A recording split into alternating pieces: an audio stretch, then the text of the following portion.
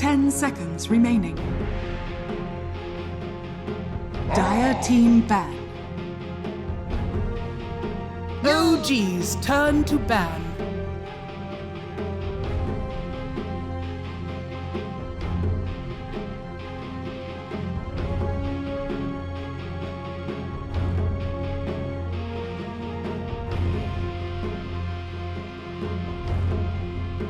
Seconds remaining. 5 seconds remaining.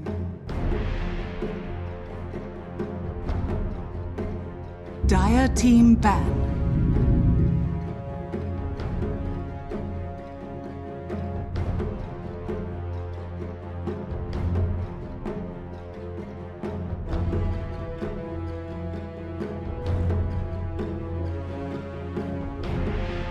OG's turn to pick.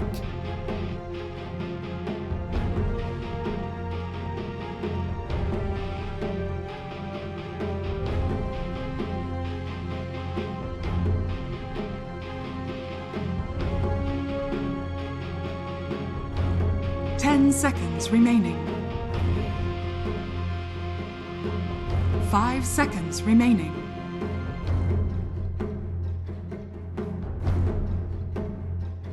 Dire team pick. Invoker. Pound for pound, competition is looking good on both sides. The grizzled veterans that make up Team Liquid, and the young bucks that are making up OG. Who's got the stamina, who's got the technique to take 10 this seconds game remaining. number 3.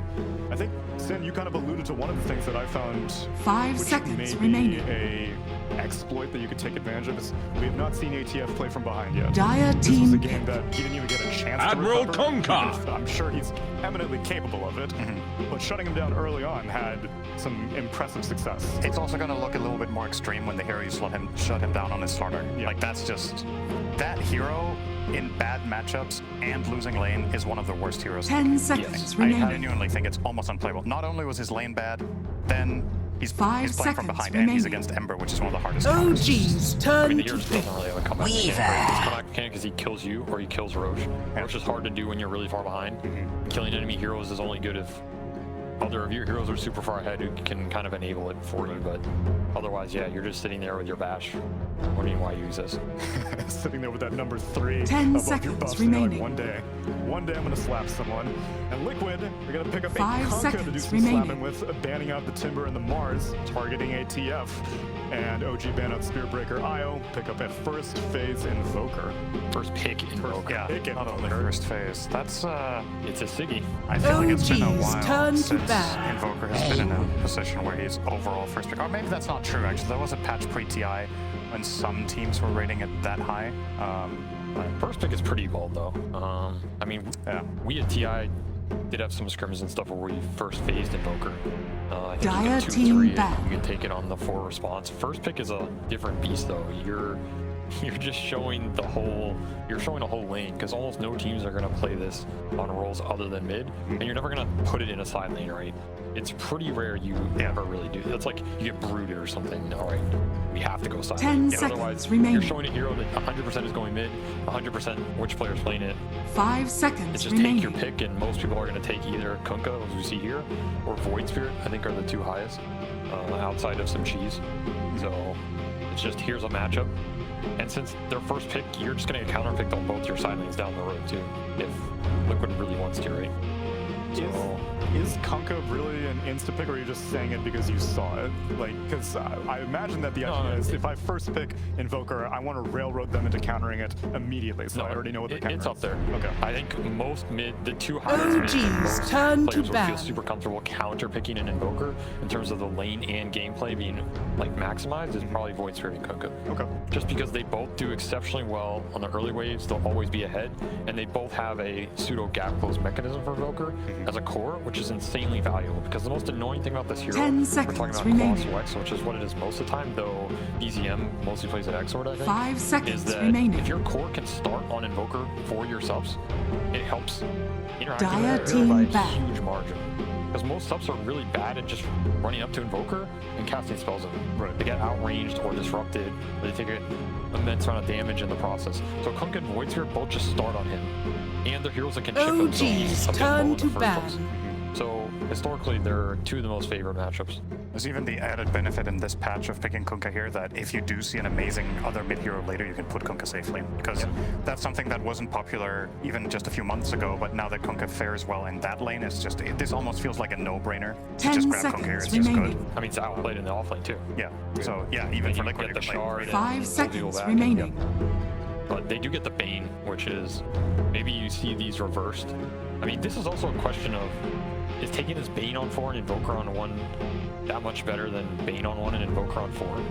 I don't know. I don't know if they're worried that Liquid were going to grab Invoker 1-2. Or if they got a really good trade out of this. Because I think if OG grabbed Bane first pick, if Liquid do pick these two heroes, Kunkka Weaver, then you can just opt out of the Invoker and get something that's better. Yeah. Well, that's what I'm saying. So now they know the mid lane matchup. So now you're just like, okay, our Invoker's gonna have a miserable time against Kunkka, but we know it's Kunkka. So let's just focus all of our energy into making sure this Kunkka, this mid lane counter is not gonna be able to pop off. Yeah, it's easier said than done though. I think usually the way you really counter Kunkka is in the lane. Because he does have some matchups in mid where he fares poorly. Like if Kunkka loses lane, the hero's recovery curve is really steep.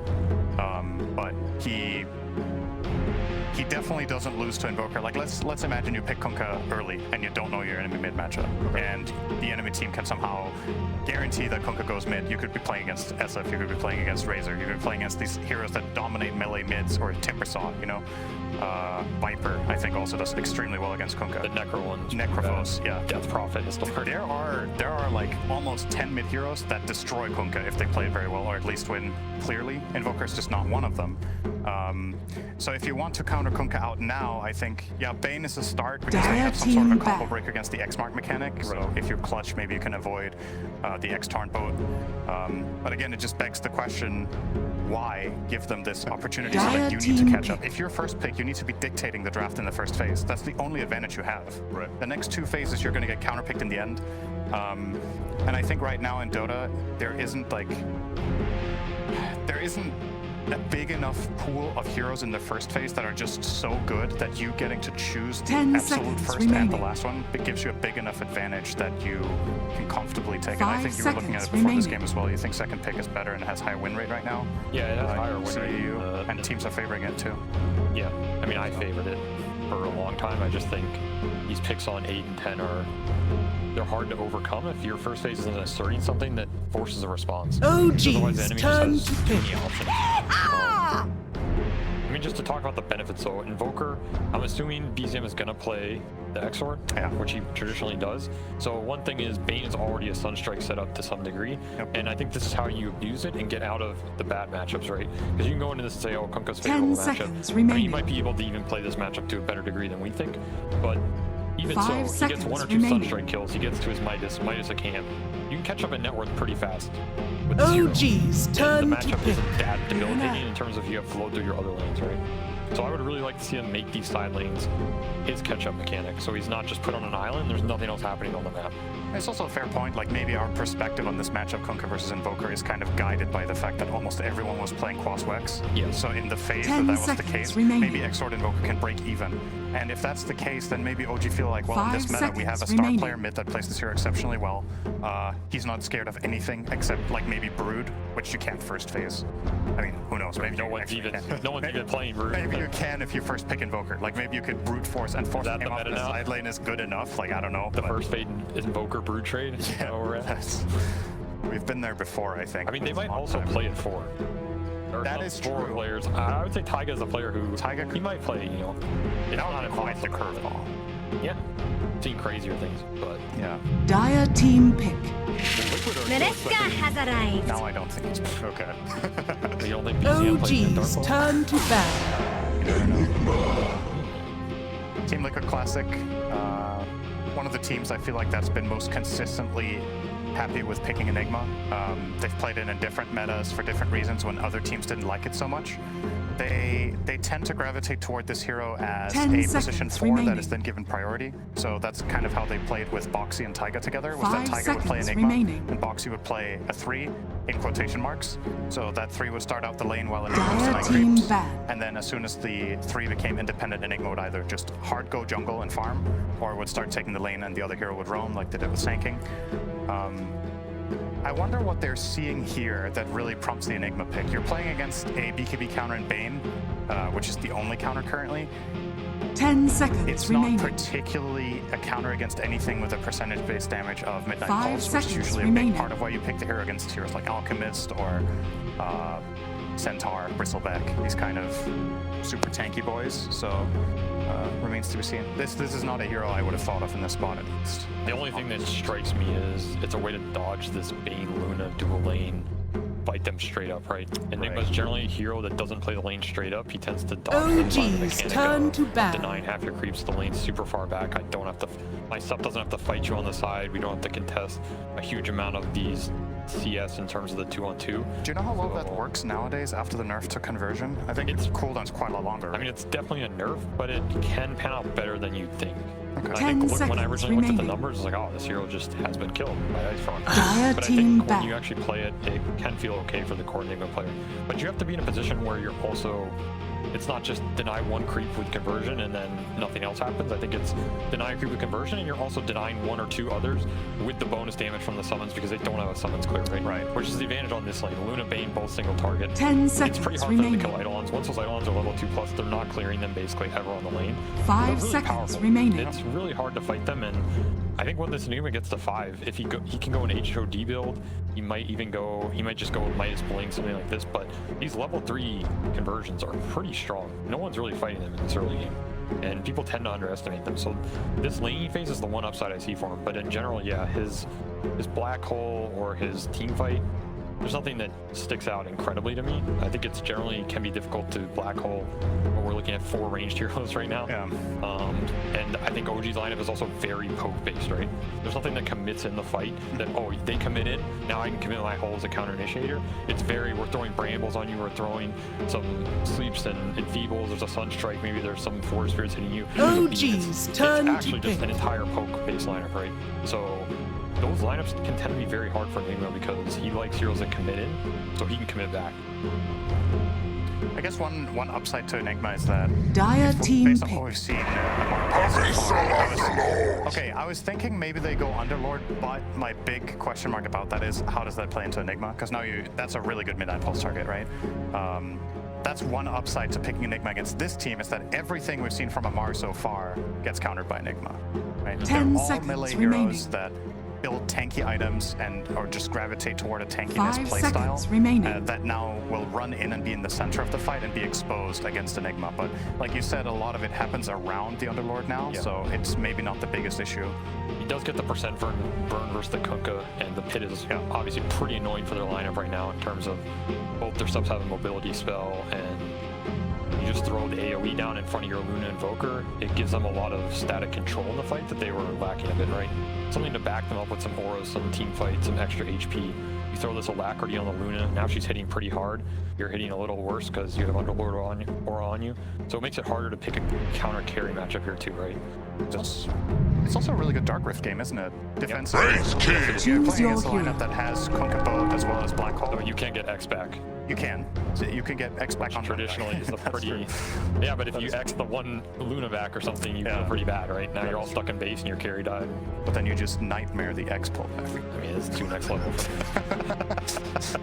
That's You, probably then not. you get the Ags on a Lord and rip them back out. Yeah, then you just make the portal first. Exactly. Thanks for kind What's and nice actually going to words. happen is a final pick Wraith King. Matu picks it up. Picking another kind of strength, high HP carry against an Underlord, though. Yeah. I am a little bit surprised by this pick because I think you're setting up Underlord a little bit for success in this lane. It's one of the better heroes against Wraith King. The skeletons die, you get a lot of plus damage. You just CS very well in the lane. So I'm looking for the primary reason why they would grab this from like a timing perspective for their entire lineup. Maybe it just fits in with the plan they have of when they want to peak. This makes me think Enigma is not going Midas BKB, but maybe rather some sort of mid-game oriented style where they want to try to put pressure. I'm not sure. Yeah, it's an a little bit interesting pick. traditionally I wouldn't think of Wraith King into that Unlord as being too great. Is there anything that makes the second life valuable? It will be probably an Exort Invoker that you guys were saying, so probably don't need to worry about your mana burn. I mean, I also Well, eventually though. Eventually. Yeah, I also am not sure about the second life being that valuable because, like I said, I think OG's entire lineup is just long-range, pokey spells that aren't that committal. Generally, when you think of Wraith King, you think of high committal spells in terms of a Black Hole or a Doom or something like this. But what is OG really? Especially if this Luna gets to the point where she has the Shard and she has Beam Talents. It seems like a nightmare for Wraith King to fight into. So just anecdotally, Invoker's one of the worst matchups for me. The early main Ice Wall, Tornado, Cold Snap. Definitely Blast, Disarm. Let's see if Liquid can pull it off. It's time for game number 3 with Moxie and Jenkins. The question mark, that is Enigma in this game. What Prepare do you for see battle. happening here? Well, I actually really like the Enigma versus any of these like Medusa / Luna type heroes, because usually what you have is some sort of lineup that is just like, based on amplifying that one hero. And if you Midnight Pulse Black Hole a Luna, like she is 100% going to die. And Bane is the only thing that can interrupt it through that BKB currently. So I think the Enigma is good if you can get into that late game, and that to me is kind of where I see the Wraith King coming in, because you think on like surface level that it's a bit of a weird pick against the Underlord, where you're supposed to lose that lane to him because of the damage he gets from the skeletons.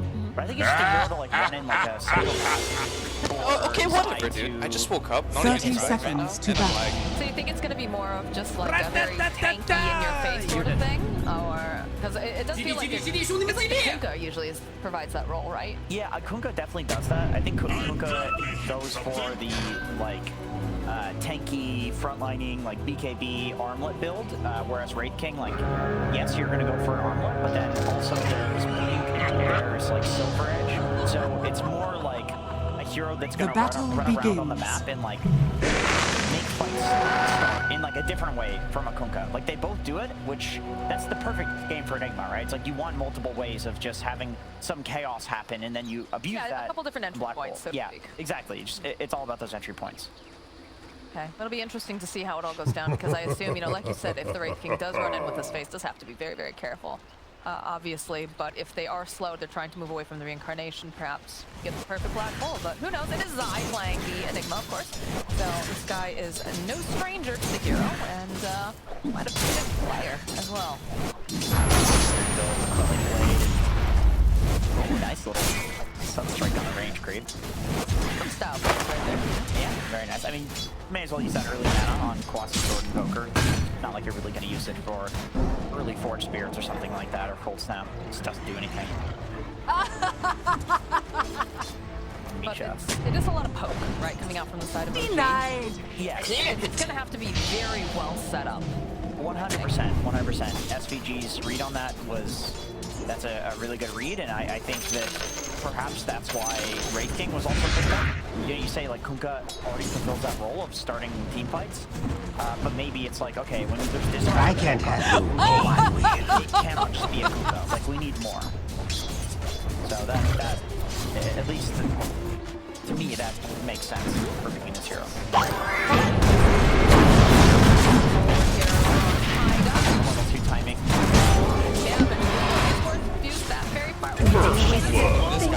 With me. For a sec, I thought I owned a window. Really well played by like, Radiant's top tower the is lane under like this, attack. so that way they get level 2 and killing Taiga. I think if Taiga gets level 2 there, if OG has level 2, and it's just a 2v2 where they're all 2, there's no kill that happens there. Like, that's the one small window where you can take an advantage in that lane. So really well played. ECM is running away with the CS here right now over in this mid lane. 12 and 2 on the Invoker, 6 and 1 on Yige. I mean, it's kind of expected though, right? It's trying to last hit against the range exort hero, but I feel like Kunkka has traditionally been considered an Invoker counter, but maybe it's more of like your dumpster of plus Wex Invoker. I feel like BZM is just playing this really well. It's just his laning. I mean, yeah, his laning is just really good. We saw in the previous series, he did extremely well in his laning stage as well, so. coming in early, a little bit off the mark though. Damn. Yeah, we'll get clicked. Yeah, that might have actually been a kill if the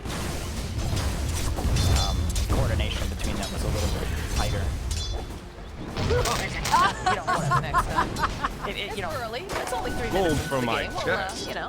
Well, if you're an invoker, like the thing is, if you're Quas Exort, you're not really spending your mana like pressing things that much in lane anyway. So you have a good amount of mana regen if you're going for like Moltallies or Bassy or like one of these items. So you may as well use it for these like fish sunstrikes and you know sunstrikes. Radiant structures are fortified. Easy, yeah. A lot of damage. Just gonna have to teleport out. Doesn't feel very good to have to leave your lane, especially when you felt like, you know, you're doing pretty well in that lane. Would make a great story for you. Just gotta walk back. Quas Exort, yeah, probably doesn't have boots. Not great at like walking back to lane, but you know, you'd rather that than to go down there for sure. Yeah, you definitely don't want to be giving the other mid laner any sort of advantage. Fine. Taga in both of these games is just like insane too. So he picked up 4 of them and he started with 6, so 7 tangos? Yeah, 9 tangos to start.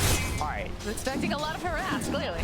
This is like the extension of the support meta that we've been seeing so far, which is just buying a lot of regen and carry starting with very good. This is what it's going to do. Just constantly feeding different types of regen to your core at all times. Wait, Soul Ring? That's cool. Okay, so 9 tangos on Insania, and that lets Matumba Man have a Soul Ring for just spamming this lane. I don't think I remember the last time that I saw Soul Ring break. That's great. That is not something common. Nice here. Just gonna put Box in a little nightmare. They are aware that there is a sentry, although it looks like they were aware previously. There's that half health. It's gonna make the shenanigans of Fox get a little bit more difficult as Yuragi will punish him. Give off a couple of these clicks while he's in the beam. Playing for Zai, you know, he's getting a lot of denies, as you will with Enigma, but Bane with the Luna Aura, and the Luna who's going to be Rocky taking a lot of damage though. He sat for a long time in that Midnight Pulse. Don't get a kill. Well, that's one way to turn it. Yeah, literally kill them while they're killing your Roxy, Icon. he wants his kill. He does that. He's got that creep there, but Misha gonna be just fine. Yeah, that feels bad. Enigma's definitely not supposed to keep getting kills at this point, and then that's on a catapult wave. So that's gonna be a bit of pressure on the tower here. Zai alone probably can't do that much. So yeah, I don't know how he's gonna tank this right now. The lane has a little bit of a get going. Easy looks like they're not gonna dive the tower. Make it over onto Box. Skies set you aflame. This is that one. Stylish. From the Midnight Pulse, realizing that, you know, he's all alone here. Put the Nightmare out, put a little damage on the Eidolon. A little bit more. Should have a loose beat on the second. They won't even need it. It's gonna be Misha who gets the final hit. That's more in line with that, you know, Dire's bottom tower is under attack. And any heroes that are like, you know, totally comfortable just running out and right-clicking your Eidolon feel really bad to play against as Enigma. Because they kind of keep you alive by being that threat, but you can just run past them because you can just claim them down and right-click them. High armor heroes too. And again, it just seems like we have this little personal side battle going on between Taiga and Insania. But that's allowing a lot of space for both of these cores to be able to go and hit creeps. Ganamar's taking a bit of a lead because, you know, as the very good against a hero who's just giving him that constant huge damage buffs of the skeletons. And if you're not using the skeletons on Raid King in order to prevent that, then you're not using one of your primary abilities. Yuragi finding the kill on Boxy in the bottom lane. The Sentry Ward's been helping out quite a bit, it seems, as Misha also taking a decent amount of damage from Enigma.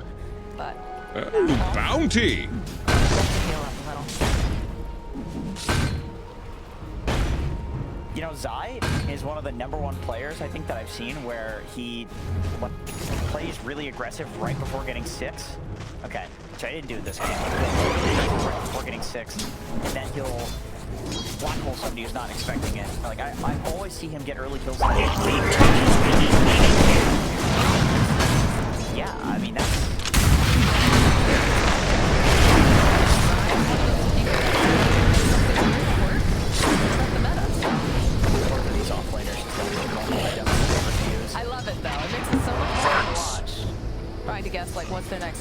are they building that? I'm seeing it all. Invisibility. It makes certain heroes viable to use different builds.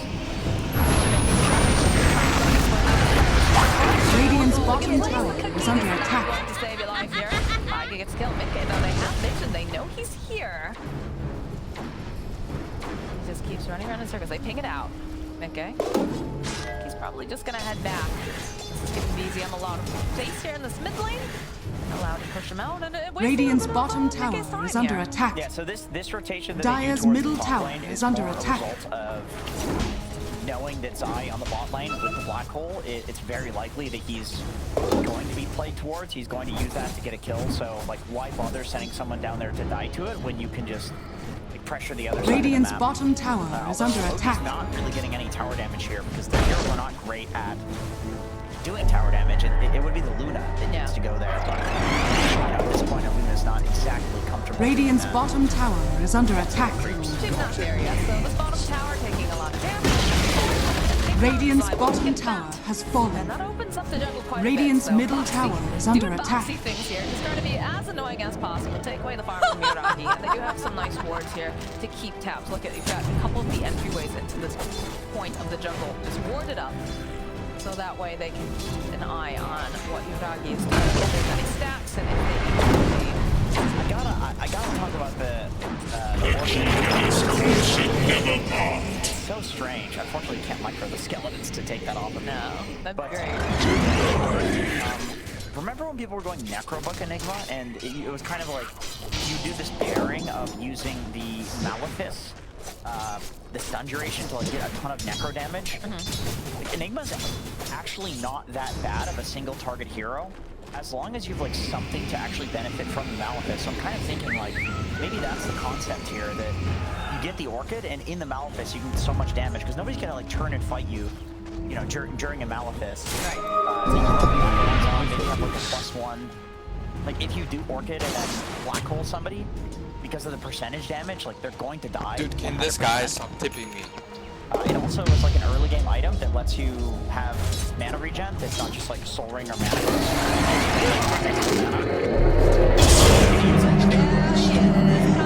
You're not escaping this time. So the big thing for why the Necrobook and why this Orchid is good on Enigma is because around the black hole, when you don't have it, you still have kill threat. Right. That's the idea behind it. So all of those other things that I mentioned, plus the fact that you're going to be a useful hero without them.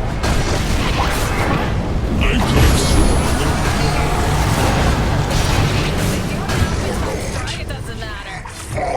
Thanks for kind. Dyer's middle tower is under attack. And now he's dead. Dyer's structures are fortified. Yeah. So untargetable damage. Invoker to a degree is going to be, you know, meteoring you. Pretty smart idea. Yeah, amazing. Amazing play, Marianne. Yeah,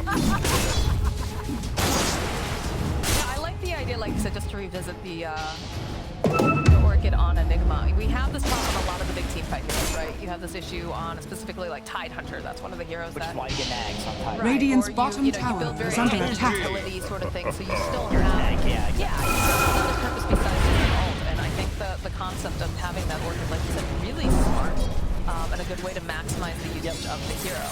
And I think that works because of the Malefice talent. Dyer's at level top 10. tower I think there's is a under couple attack. of Malefice talents that you can get now on Enigma.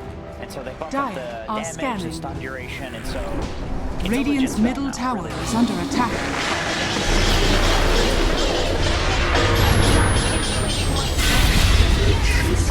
Strike from BZM will Radiant structures are Orchid not fortified. exactly paying off in that scenario, but you could see that Zai was... A golden thread. If the Sun Strike doesn't come out, he was going to turn an Orchid, plus like hit with the Eidolons, and I think you can actually kill these stocks if you help the Sun Strike. Once you get level 10 talent, it's like, it's permanent stuff. And I think it was just one of those situations where he's stepping out.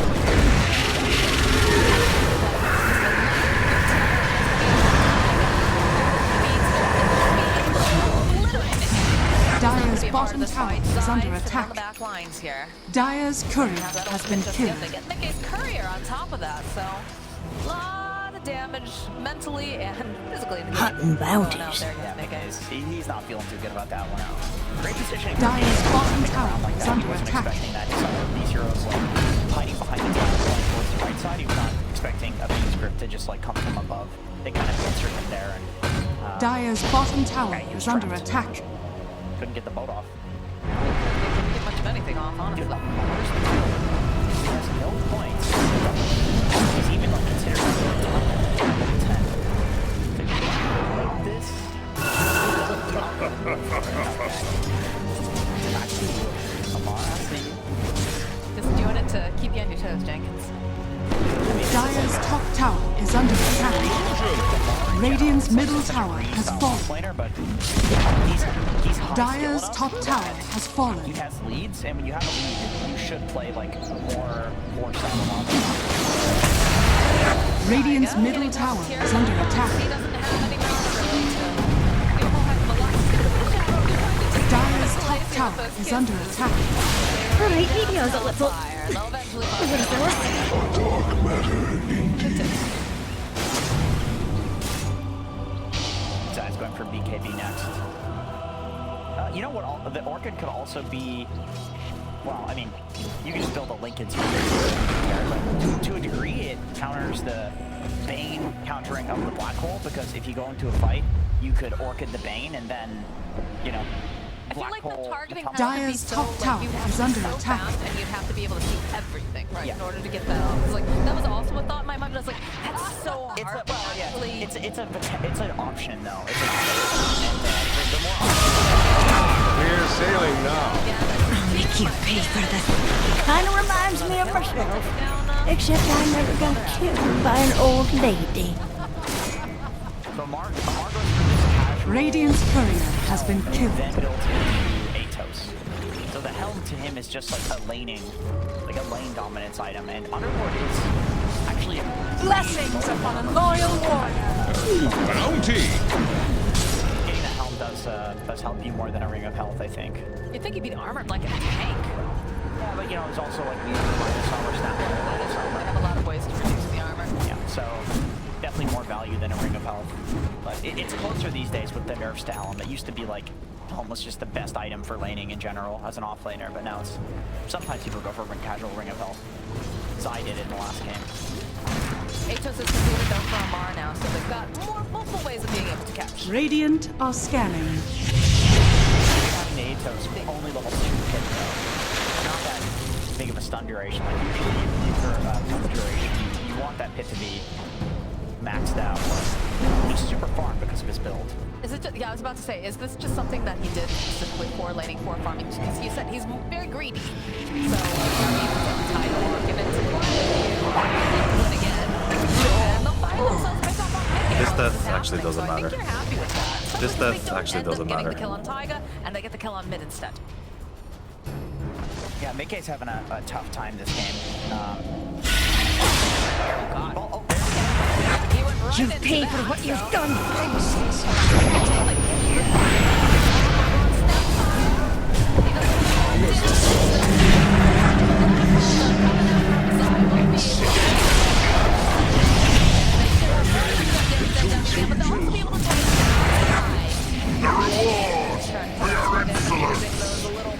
You can see that Matu was starting to join into the fight. Everyone's just gonna back off, and while this is happening, Yuragi continues to farm. Not top of the net worth though, by any means. That would be a big timing for them. Chef finding himself a little bug. Plays here for Death Ramp.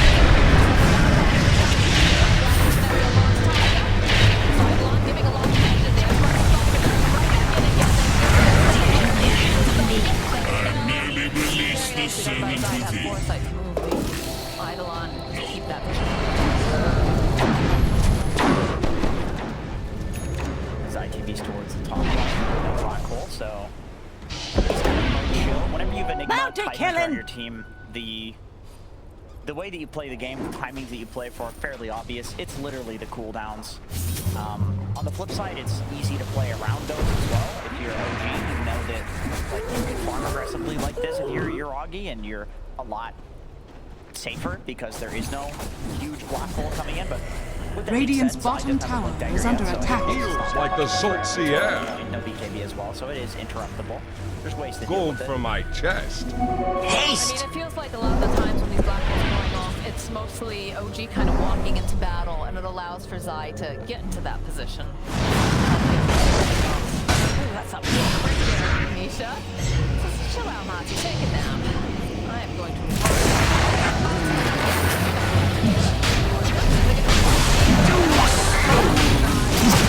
Never let anybody into this. Good mission.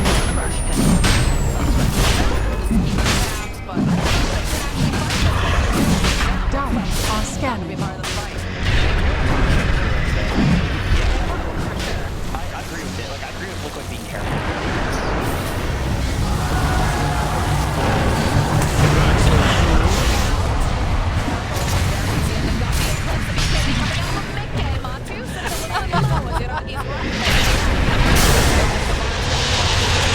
Doesn't want to be a part, so we're actually cancels it. Because the rest of the team, they're back up. A little low on mana on a couple of heroes. They're making their way back. It's on strike. Oh, very close to with that. That genuinely could have been. That could have been a death right there. Well, at least the reincarnation, right? I think you actually lose Roach with that reincarnation. Already up again. My goodness. Oh, please. Yeah, I'm just like, no. Please, no. That is just a support classic. You're literally supposed to be immune and you just die. It is ridiculous how far that Snapfire can be. Like, yeah. It's completely off the screen and you just see these kisses coming in. Well, now we got the road.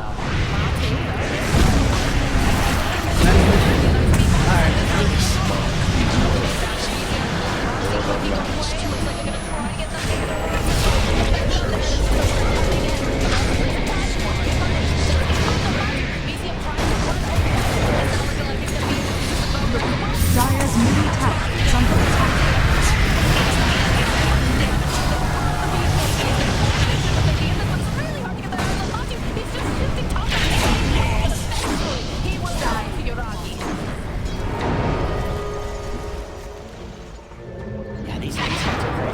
Dire's middle tower is under attack. Being able to get the black hole off.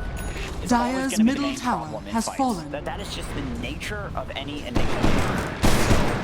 Taiga going in and being that annoying backline disrupting hero, like sure he goes in and he dies, but he gets a kill on side. And more importantly, even if he didn't, Radiant he are disrupts scanning. the most important hero in the team fight, which is Zai with that block.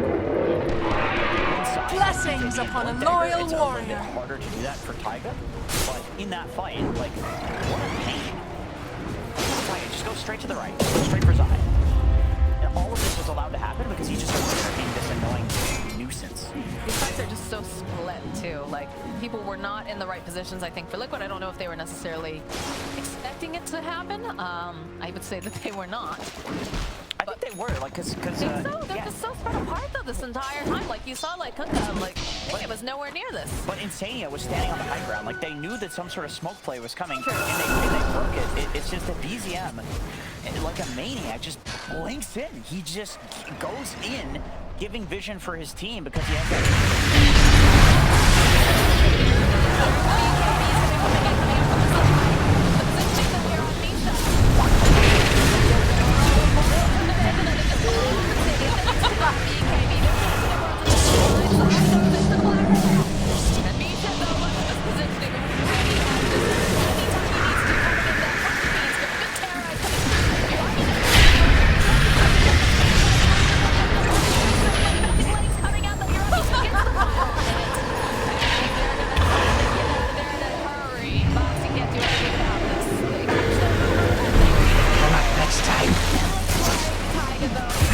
Back for you. Thanks for kind You and set nice sail words. for fame. Ha! Regeneration! Down there is the big problem, and then your Augie. Can you imagine being Matu, watching these glaives bounce around so hard, and he almost made it. Nice nightmare. Just dodge. neck and neck game. That's what I like to see, Jenkins. Yeah, the kind of Dota that's exciting. It could go either way, and once again, it's all about Zai with the black hole, and then on the flip side, it's about Misha with the cancel too. So Zai already couldn't hit an ideal black hole in that fight because without the blink dagger and just the fact that he was kind of the guy that was in the front and got gone off, he couldn't get a great black hole off. With the blink, that'll be different, but Misha also being there for the grip is like, even if he has blunted black hole with the BKB, then you're still going to get that interrupted. But if he can get that Uragi, he can make it for sure. Watch the way that Misha moves in these fights. Like, that's one thing that I'm constantly on scan my eye, is that he's so complex, just enough that he's not necessarily going to get hit with the black hole. He knows the assignment is. He understands the assignment. Protect the assignment, make sure and bring this Luna into place. Because Luna, you know, the majority of their big damage. That's very interesting to see his positioning the entire time.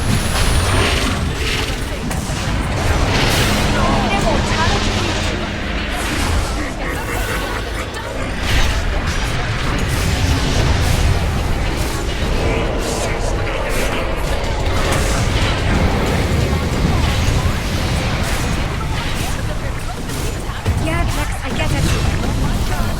Get the kill on Monty, though. Mark just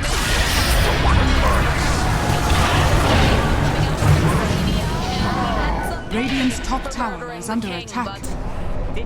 Did Amar just go in? Yes, he did. Against five? Yeah, well, maybe not 5, but he did just beeline after that. I was just looking at like the death ticker. I see Amar kill Matsu, and I look and he's just totally alone with 3 heroes surrounding him, and it's like, what? I'm sure if you ask nicely, maybe we can get a replay. I don't know if we can. It was like off. It was so unexpected. It was just off camera. It was definitely, you could see him getting it out with everybody. A replay of the mini map? That'd be ideal here. Alright, well, the Aegis is still on the Luna. Looks like they're gonna start putting pressure on this bottom area of the map. Dire's bottom tower is under attack. There's not much life to it left anyway, so with the alacrity... Radiant are scanning. Gonna cut through, but again... Dire's structures are fortified.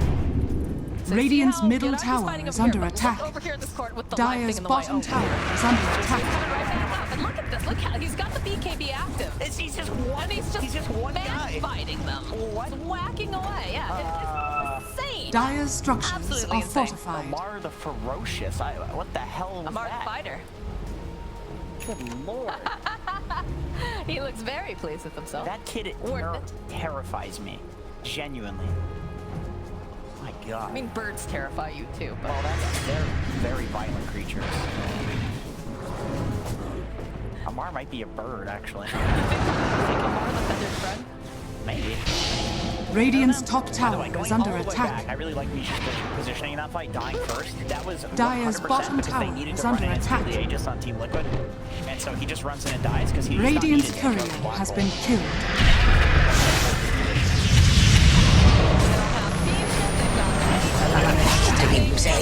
Did I hear a squeak?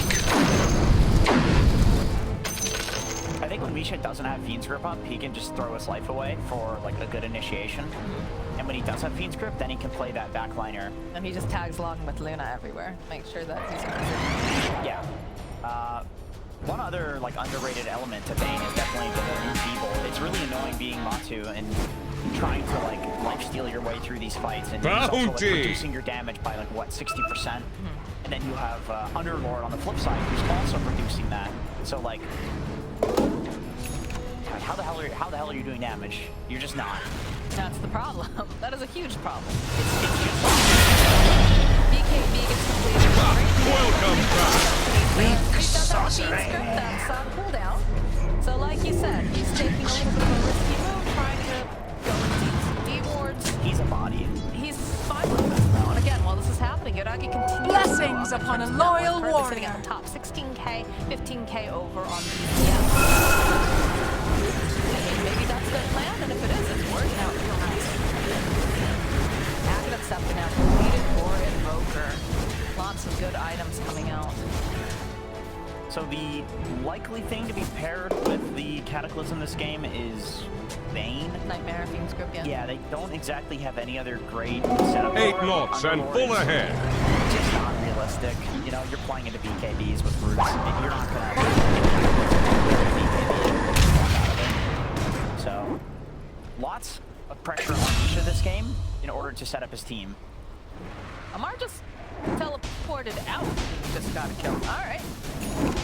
I'm confused. Yeah, me too a little bit, but I guess he saw the opportunity.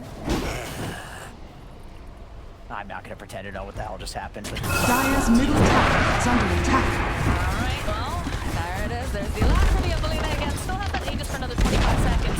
Just Dire's shoot middle through this tower has fallen. very quickly. Interesting that Yuragi has a Crystallis, and he went back. Radiant's top tower is under Manta attack. style, and then he's not even finishing any Daedalus or Silver Edge type item. He's going. Radiant are soaring.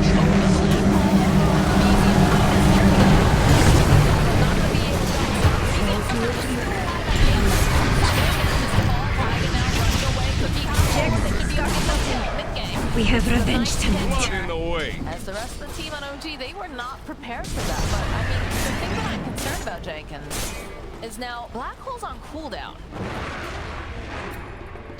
Yeah, the thing is, when you get this late into the game, you know, Invoker's dead for 60 seconds, so when Invoker's back alive, Black Hole will be only on cooldown for 60 seconds, and that's a tough timing to, like, take a smoke. By the time you get to the fight, there's like 30 seconds left on it if you perfectly time it. So that's the nice thing about killing a core with Black Hole at this point in the game when they're as farmed as this Radiant's Invoker, top tower is that, is like, under that attack. timer is just Radiant structures are fortified.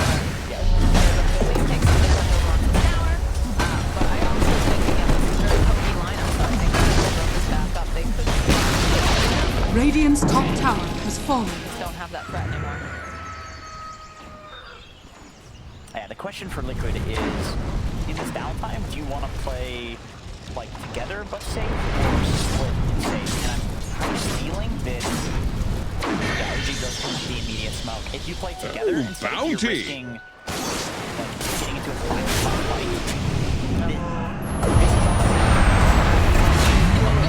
Everything, my goodness. We have a sunstrike. That's a lot of damage. Like, you'd rather that be your 5, but when you split up like that after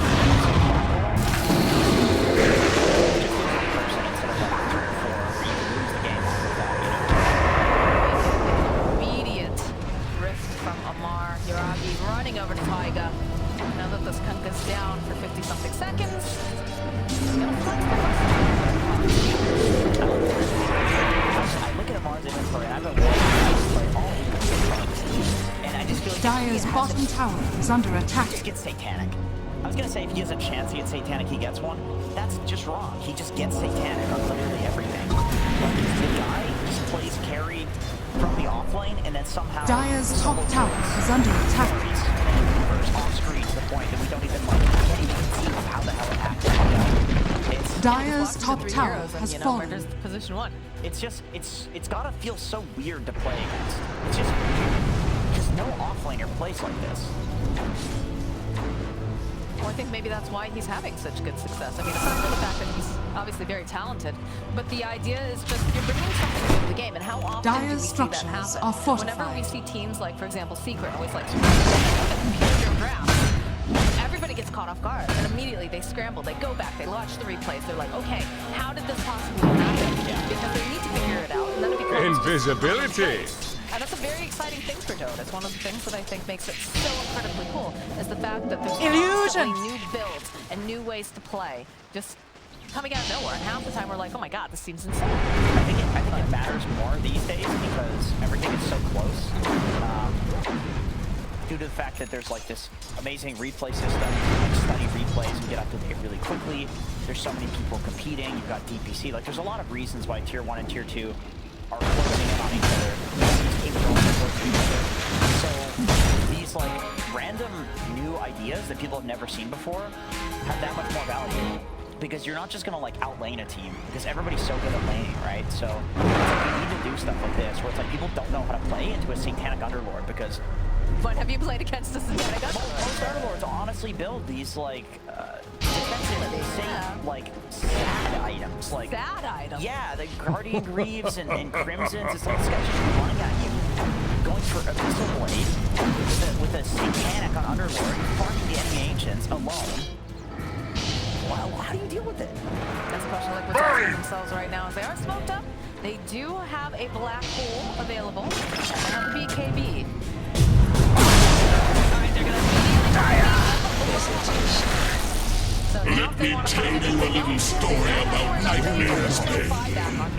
Dire's bottom tower is under attack. They're just gonna try to dodge any fights that they can for now. So that's a good kill. See? It's fine.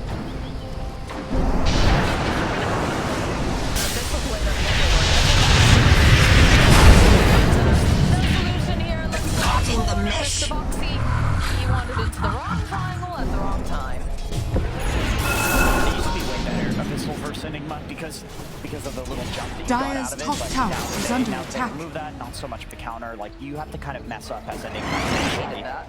Walk in and I mean you could get an Ether Lens plus Abyssal. That would work, but Dio has such a cheap item. These guys do so well. And so Bane is gonna be less of a problem. The illusions are just taking all that farm away from them too. Smoke play though, coming out from the side of OG. Gonna let Taiga lead. Pretty slippery here. Luna's finished her own stabbing, so these fights could potentially go on for quite a while. Look at the way the Misha's playing. Does have a blink dagger now on the Bane.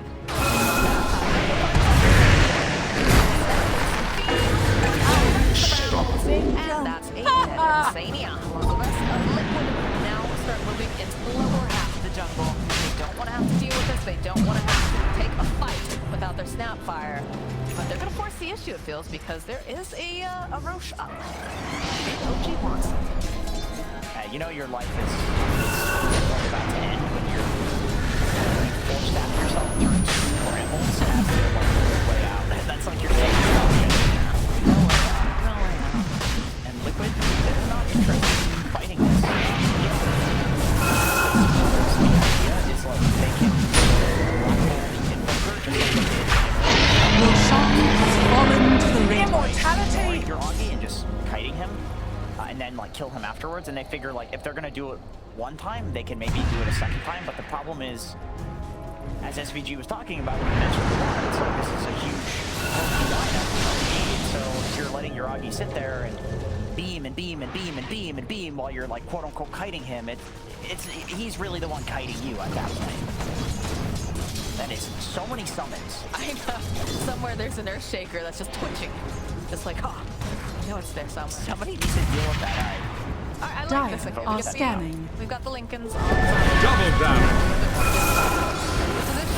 Blessings. Radiant are scanning. Ways to go and cancel this black hole. As long as they know about that Lincoln. So, BZM, the jump.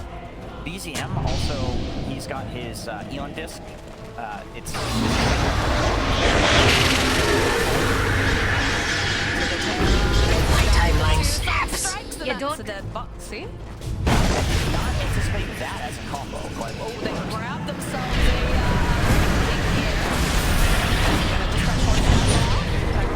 Not so safe harbor, eh? He's got it now. Cookie Hop coming up from Insania. Insania's hold up. Oh, midnight though. That midnight pulse and those Eidolons are pesky. Honestly, I'm really impressed.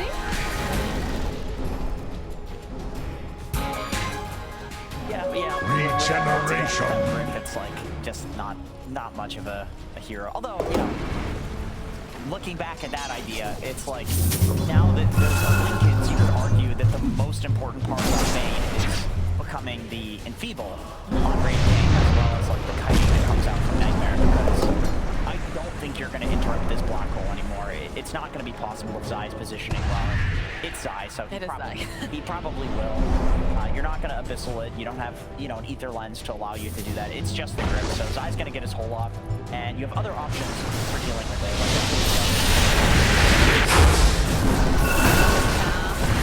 Through this mono, Roman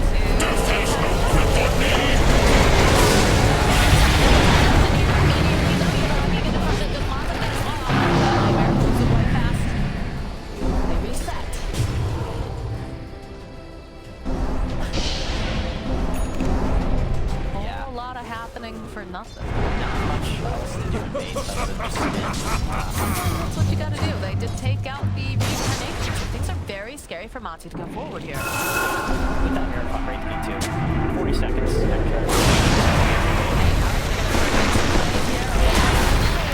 Still has the ages. Another phase begins.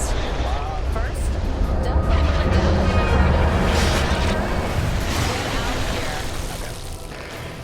they don't need to push their luck right now. They'll just back. Is this a fake?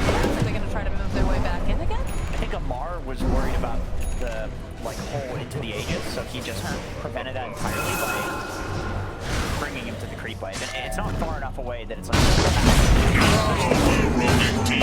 just in case the low fall off was going to come there. So actually a really good read by Zai to not hold there. He's like, it's going to be some sort of save coming in.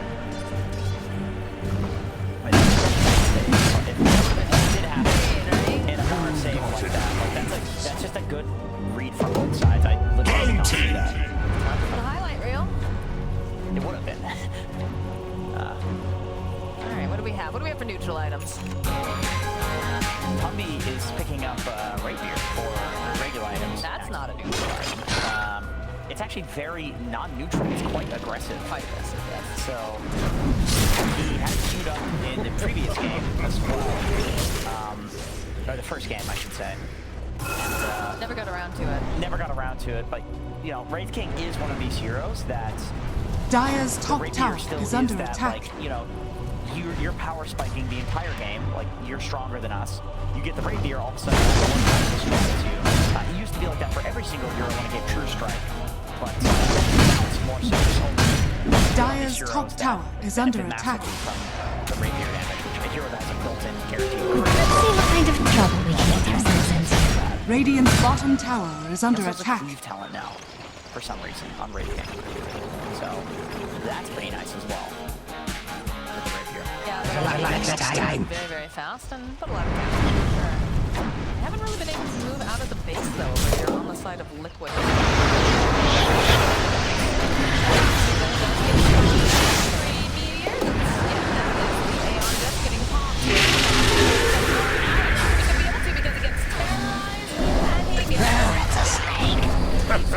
X marks the spot. A true knight like this, but you will get slain.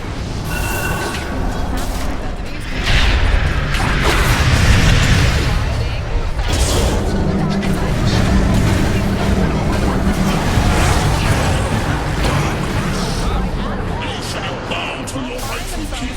Subservience is in your name. But it looks like it's just a disengage. You know, taken down to.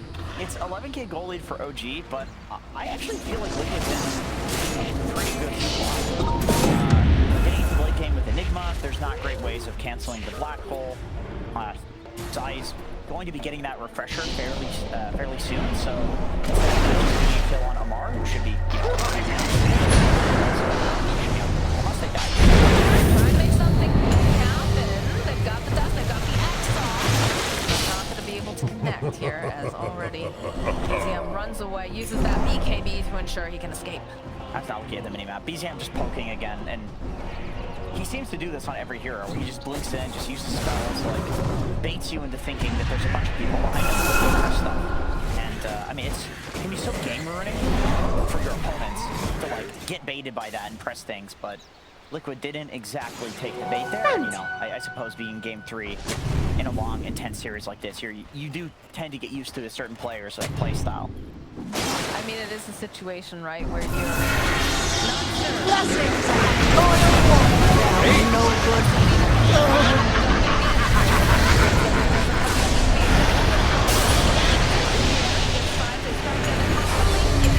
Dire's bottom tower is under attack.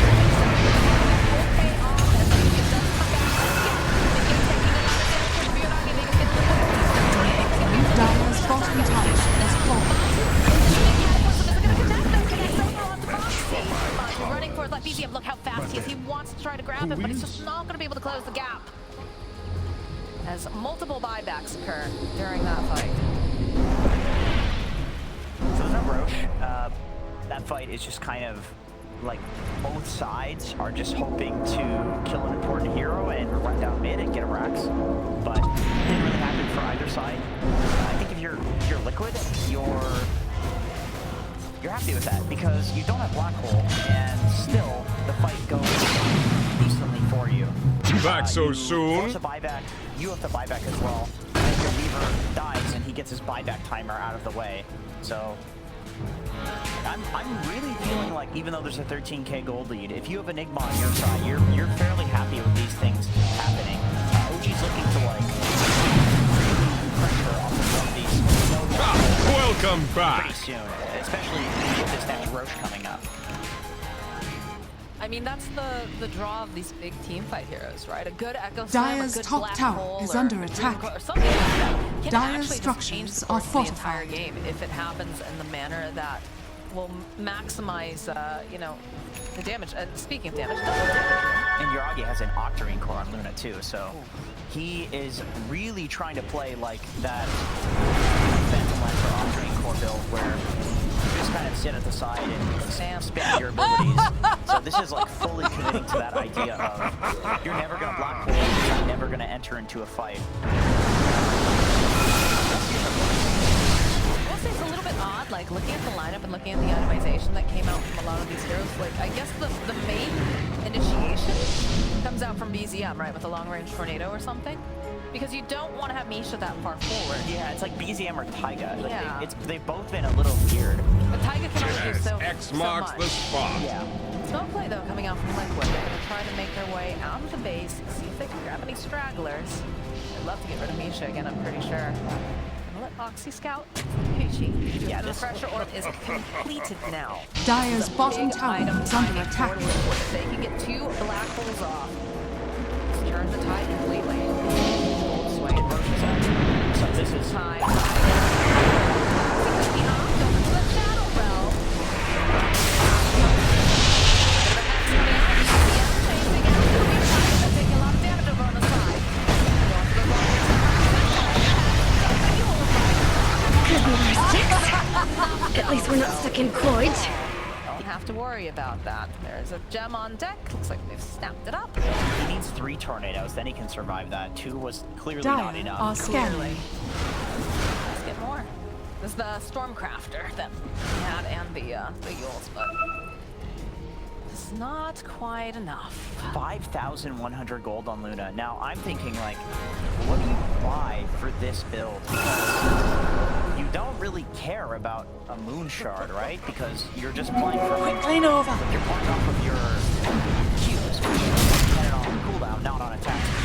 So Scotty? I was gonna say I think Scotty and then Yeah. Oh, drop the Drag. boots. Like If they get a spider like that, I'm pretty sure, but I think you probably have to drop the boots, but the issue with that is the fact that Zai now has an easier chance at getting that black hole on you. Because you're slow. a lot of positioning issues, but Roche is up. This is big. Each team, they want this. It's really hard to go into pit though when you have an Enigma on the enemy team, when you have a refresher. A lot on the line here. See the way that they're dancing around the pit. Rapier on the I just realized, but someone has a rapier, and that's very important. Okay, so this is a tremendous timing from Liquid. It's a 12k gold for OG, but Kill the living and my smash opinion right now, the it's actually stone. stronger, and you can see that OG do not want to engage to the point that they literally have an Octarine core on their Luna. It's all about getting the right initiation. Like, get the right hero, get a pick off. Nightmare, Fiend's Grip, supports in the back. But Liquid also, they know that. They know that if they take a fight right now, they win. So let's just not get caught. Just follow Matumba Man around. It's that easy. Radiant's middle tower is under attack. Trying to do a little bit of scouting. I can see Taiga's over here. Send over the eye so get more information. Roxy's got to chill He's for like got- 10 more seconds, dude. He's got his Eon discount. Like, he's frisking. I mean, they're just poking away. He's good. It's interesting because we talk about OG having so much poke, but with Foxy on this, he's allowed to do poke without poking, just getting this information as long as Illusion! that's what it all comes down to. Illusion on both ends. Coming forward here, just gonna clean it up up a little bit. This is where, if you're Liquid, you would really love to have a hero that has boots of travel. They're going for the full wrap. They're going for full wrap here. Courier's in the round. He's jumping in. Oh, he wanted to get inside.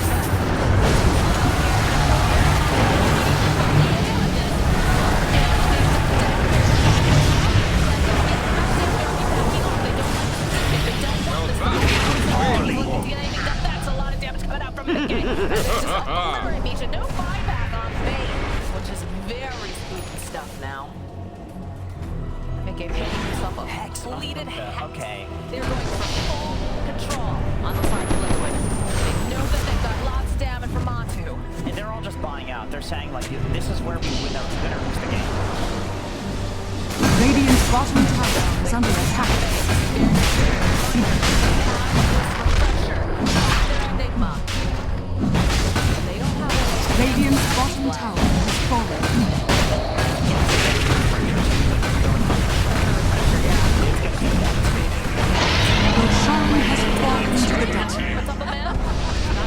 That Aegis, so he's got a backup plan now that he has that rapier on board. Yeah, so I've got a second refresher. Oh my god. They give the Ag Shard too. Oh wait, there's no Ag Shard on the third rush, right? No, it's just Mickey, okay, yeah, that's a great cheese target. Not so good on your rate thing. It's gonna have 3 lives anyway. Production. They refresh orb now. 73? 73 port spirits. They've been busy. That's a lot. It's a lot of death. This game has been littered with death. Radiant's middle tower is under I think attack. a kill per minute, basically, if you look at the heroes.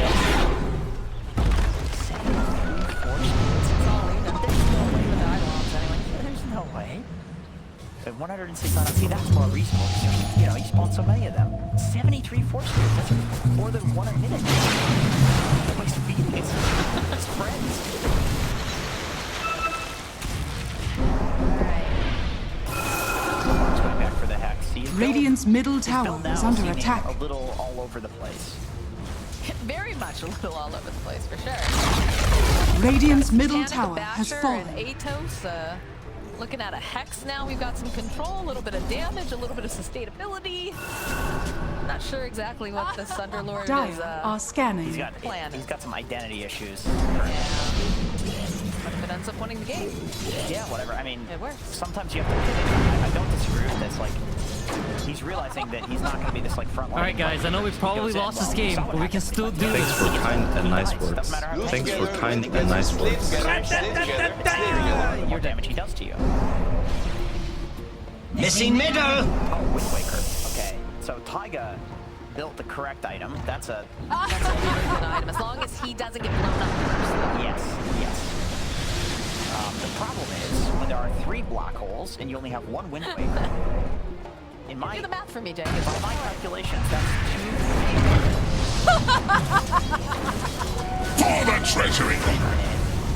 That's an Amar story right there. You did say his name earlier. Very authoritative voice. Amar? Yes. Yeah, that's his name. Yep, that is his name. Agam Scepter. Okay, I like this. Hell yeah. He's just like, you know what? Lose together, win Let's together, just slay get together, wild. slay together, stay together. Hey! We're portaling to their fountain. Lose together, win together, slay together, slay together, slay Gold. together. Oh, there's that.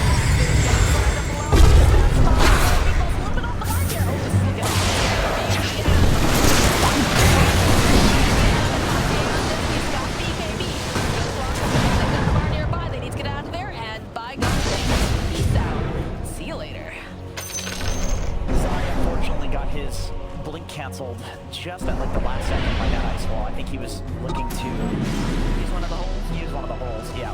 And BCM, nice positioning, putting that ice wall down to cancel his ice blink, and then playing like at the far end of it from side. So They that moved the refresher, by the way. You're so nice! let me see. I mean, I suppose it's because he's got a rapier, and so you can refresh the ult. The Aegis is also coming to an end, so Does he Witchbane on Wraith King? Yeah. Witchbane. Radiant's bottom tower is under attack.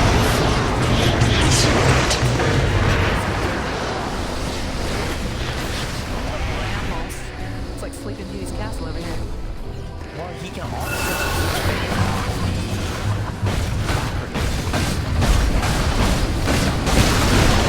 Radiant's bottom tower has fallen. Link Rapier on Wraith King so they can do this like X. And there's not much that you can do about this. I mean, I suppose you can Wind Waker, but then you're dealing with You have to commit pretty hard, and that's very difficult because pretty much all of their stuff has some kind of a wind-up. It's a 4-life Wraith King too, so not exactly the best thing to be Wind Waker. Probably not. It's like inviting a bear into your house. Don't invite bears into your house. It's not a good idea. They maul. Not the kind that you would hang out in as a kid. Well, not now. They don't know what that means. No, that is true. I'm sorry. Let's be real. We're all wolves. Except for T-Gov. Yeah, baby. From the core of the universe. Look at him. Look at him. He's thinking about it. He's like, if I had a portal right now, I could be in Fountain and streets right now. He's all these lovely eidolons. But he's the only one who's able to really make steps out of the space right now. It's just too difficult for the rest of the team of OG. That guy, he's young. He's trying to push out a little bit, but immediately, you know, backing off and getting back into the safety of his base. Smoke play coming up from Liquid. It looks like they're probably going to try to punish Amar if possible, perhaps. Now the question is, what does Amar sell for the eggs? Does he wait until he has the consumable? Is he going to sell the boots? The basher? I feel like you can't sell the boots, right? Because the boots just make him so... He's so slow then. Even though he does have, like, the blink, right? He's got a mobility item, but Radiant there's a lot of ways to cancel it out. And you don't want to be stuck in that midnight point. Big boy. Oh, big boy! BKBs! He's gonna cheeky damage on the way, too. Look at this. Look, they immediately TP to the bottom area. They know BZM's down here. BZM will turn into the stadium. Look at it. So that the ice wall is we gotta get out of here. They're going for the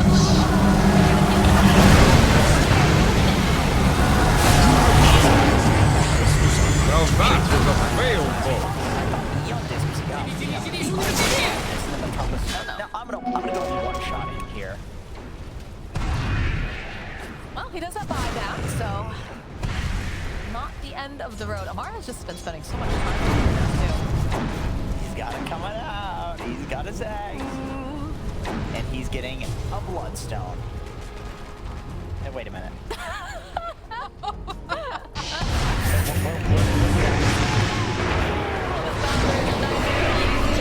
Over here on Mont.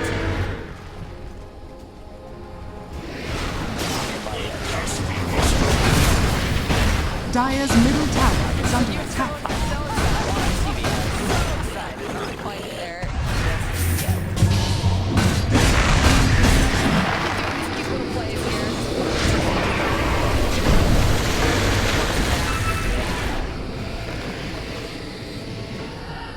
Nice for Mickey to...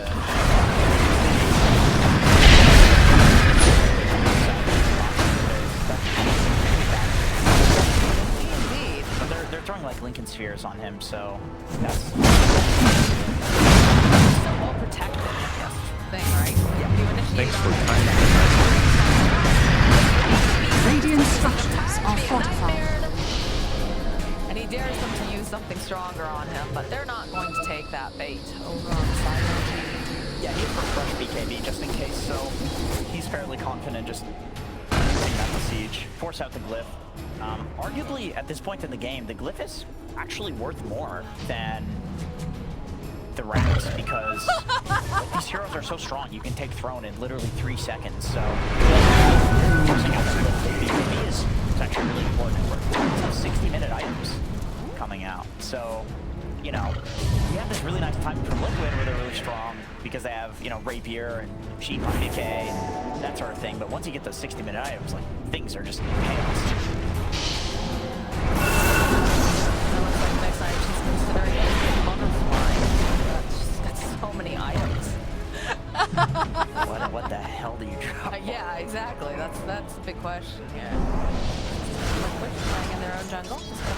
top wave. Insania. High ground. He's got a Lincoln Spear too on Insania, so that's gonna be a Lincoln Spear that he can. Radiant's bottom barracks are under attack. Radiant's bottom barracks has fallen. Radiant's bottom has fallen.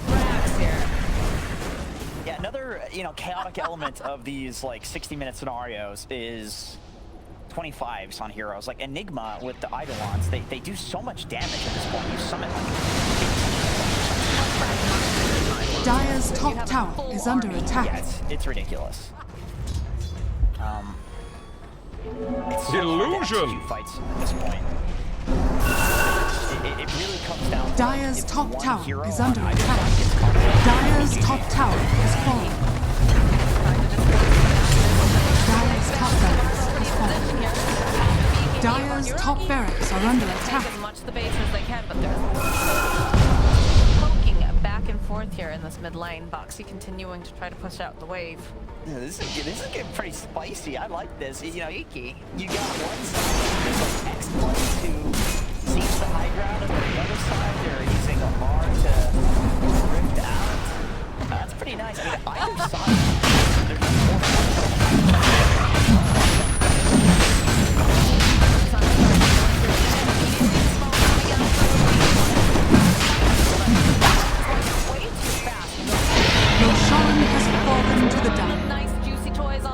Immortality! Getting picked up on Mickey. Grab off that Aegis as well here as back off. Oh, we get a giant go, baby. Let's go. That's a big skelly, man. Now, the best thing about this is it means he's still insanely fast. When you're a rapier Wraith King, you're so happy with this like Fallen Sky.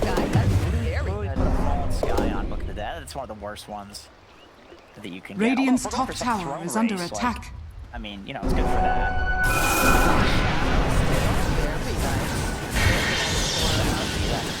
You want that. You want the Stygian. You want the Desolator. Deso 2, baby. Yeah, that's like the highest damage item in the game right there. Are scanning.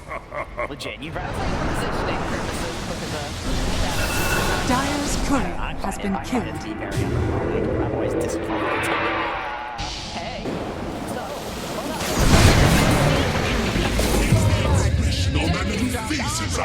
Go bite him. Mirror Shield is so good. Yeah. Oh, hell yeah. I mean, against Bane too, you're just like, well, what the hell do I do? I'm gripping myself. That came out wrong.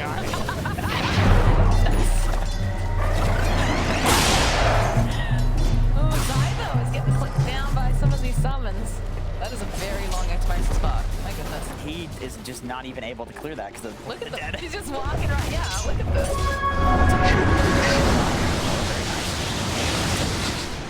Pressure Invoker, Strength Blink.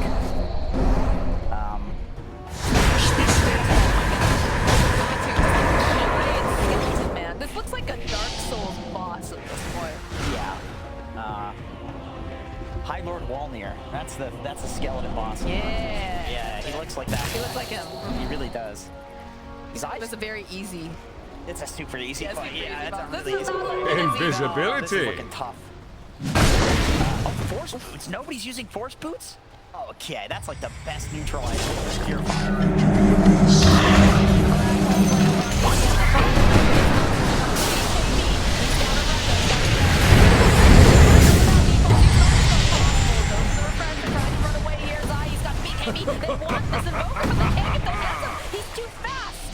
They cannot close the gap on BZM. He's just running for it. Like, look at this man.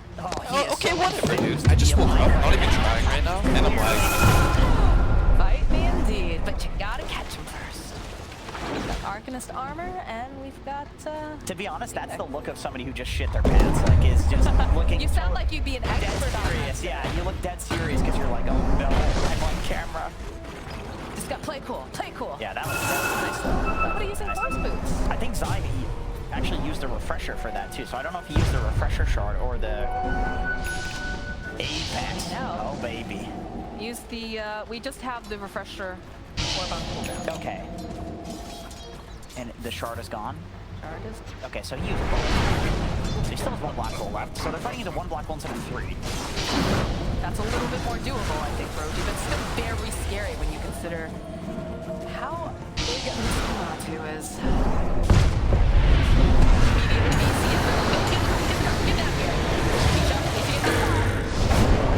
And they're gone. Even going for that BKB. Ooh, this is a high-stress, high-tension game. At some point, one team is going to just all have buyback, too. That's why I feel like it's surprised throwing play to happen, which that's what it looked like to me that OG was setting up. So all the trees got taken. Yeah, that's an issue. So I can basically deforest the Amazon at this point if he wanted to. Can we talk about how sad Taiga is? Like, he bought one of the most expensive items, and that's basically been it for this dude. Look at his items. That feels bad. Yeah. But he's got big aspirations, right? He's got the MKB and the ads. You know, the bad thing is, like, his net worth doesn't even look that bad because it's just that. Radiant's top tower has fallen. These Eidolons, oh my word. Good high ground defense, right? You may consider you've got a Luna, it's got all the glaives are going to be bouncing, you've got the Firestorm coming off from the Underlord, and of course you've got a Tornado to help clear out This is just like a battle of the demons down here. Yeah, honestly, we just keep sending out your summons and see, I don't know who's winning. Radiant's middle tower has fallen. The way that they're just running here into the base and being able to pull these shenanigans is looking pretty good. Double cheese on deck. The double cheese. I'm not even sure if Megas matters that much at this point. I think it's just picking somebody off who doesn't have buyback. I mean, this is a really nice. I mean, they all have buyback. This is going to be quite the war. I suppose picking somebody off. Radiant are scanning. Buyback and then killing them again. Like that's what the game is all about. You get these late game scenarios, like both sides have their strengths. 25 talents and neutral items, like they're just insane. So they make the game very interesting, and they're also designed to make the game end. But when you've got this kind of a matchup here, you gotta be feeling that tension.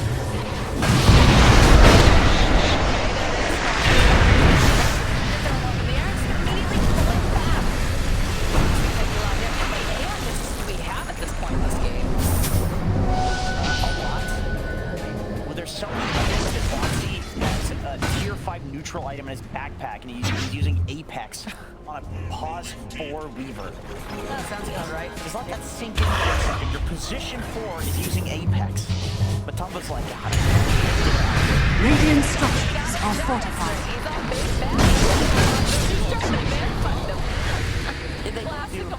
They both do literally zero damage to each other. No, they just stare at each other. It's like one of those skits, right, where they take off their glove and like slap the other person. It's more to hurt their pride than to actually hurt them at this rate. Seems like a British thing to me to slap. Pick it up, Mortimer. It's a French or British thing. No, European thing in general. It's a European thing for sure. Yeah. I could be wrong.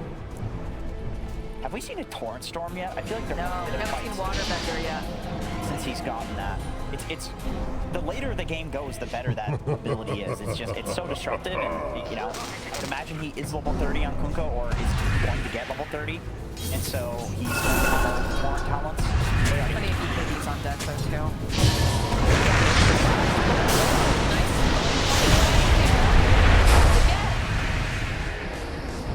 Alright, that is the Eclipse of that news. They do have the Agnum Scepter on Yoragi, but like, we're 67 minutes into the game. Like, everybody should be kitted out except for poor Taiga, who still has the same items that he's had. I mean, he's gonna save up for that buyback. He's just like, to finish up that Abyssal, right? he's going back for the Abyssal. He had Aghanims queued up to literally 10 seconds ago. So he's finally getting that. Yeah, the Axe is too insane. Although, I don't even know. I still think the Axe is potentially... Radiant's top tower is under attack. Radiant's top tower has fallen. Slowly but surely, they're winning the game. This is the worst way to win Dota. It's the slow bleed out, but it's the only way to win Dota at this point. And number 2, it's also a way worse way to lose Dota. guess is way worse. That is just watching helplessly, like, what can I do? I can't hit him. I just question what I'm looking at when I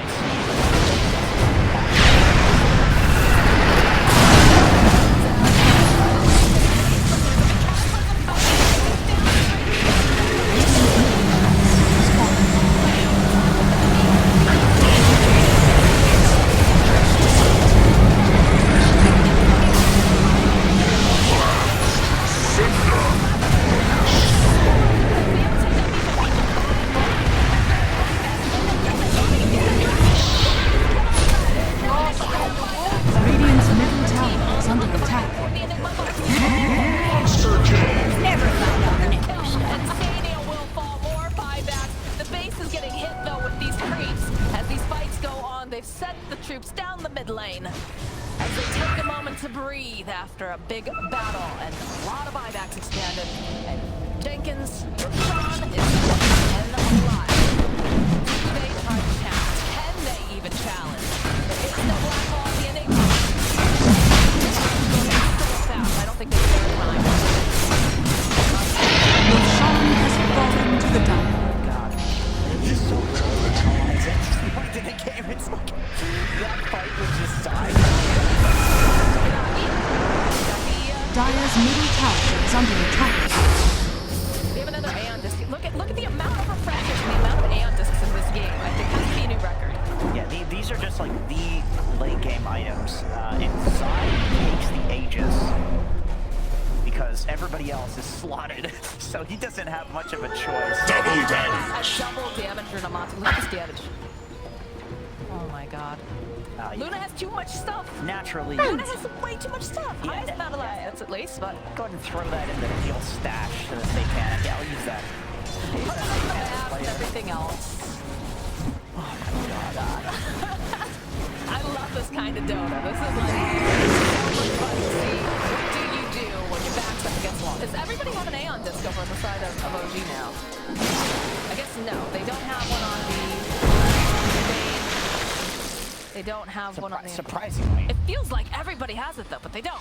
All right. Smoke play here coming out from OG. They're looking to poke. They're looking for some sort of engagement. Refresher on Luna. Again, reminder that there is a refresher on the Wraith King. The Enigma. This is going to be one heck of a battle. It all comes down to who gets the jump. Radiant are scanning. This is going to sound absolutely insane. What did you say? Sounds insane. Well, it's also 71 minutes in. I feel like that type of man is not actually a literal rapier. It's a tanky. It's just that once he has this refresher, they're somehow able to kind of ignore him and just go for everybody else. Like, the support's lives are the most important at this